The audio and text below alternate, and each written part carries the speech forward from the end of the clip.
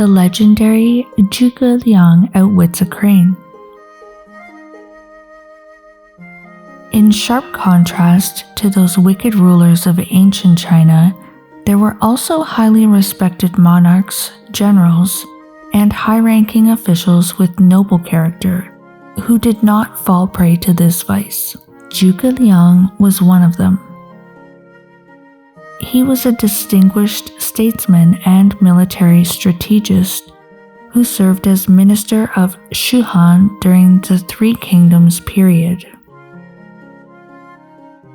Zhuge Liang was said to have supreme wisdom and was able to gain magical insight into future events by observing astronomical changes. The prophetic texts he wrote in Maqian Ke foretold what would happen in later dynasties with amazing accuracy. His life is shrouded in legend, one of which tells of when Zhuge Liang was young. As a youth, he often went up to the mountains to learn Chinese classics and the art of war from an old master. Once, on his way there, he bumped into a beautiful young lady who invited him to play chess. They had tea together and enjoyed a pleasant chat.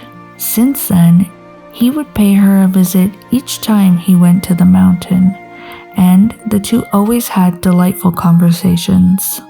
Little by little, he found it hard to focus on his studies. It's much easier to destroy a tree than to grow one, his master said to Zhuge Liang when he noticed his absent-mindedness. You cannot control your feelings upon seeing that beautiful lady, but what you don't know is that this young lady is not a young lady at all. Her true form is in fact a crane in heaven. She often comes to the secular world to seduce mortals. Zhuge Liang felt very ashamed and asked his master how to keep away from her. Hide her clothing while she is taking a bath in the lake, his master told him.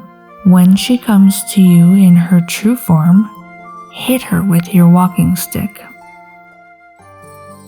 Indeed, when the young lady could not find her clothing, she transformed into a crane.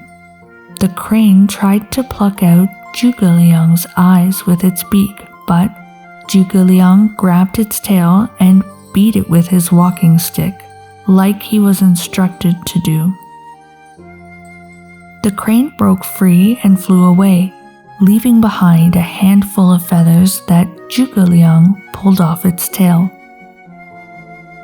Without its tail, the crane was no longer able to come to the secular world again. To remind himself of the lesson he learned, Zhuge Liang made a fan of the crane's feathers and used it throughout his life.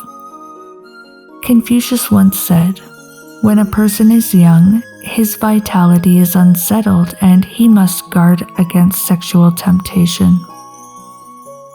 Zhuge Liang listened to his teacher and woke up in time. When the time came for marriage, he chose a wife who was plain in looks but very virtuous.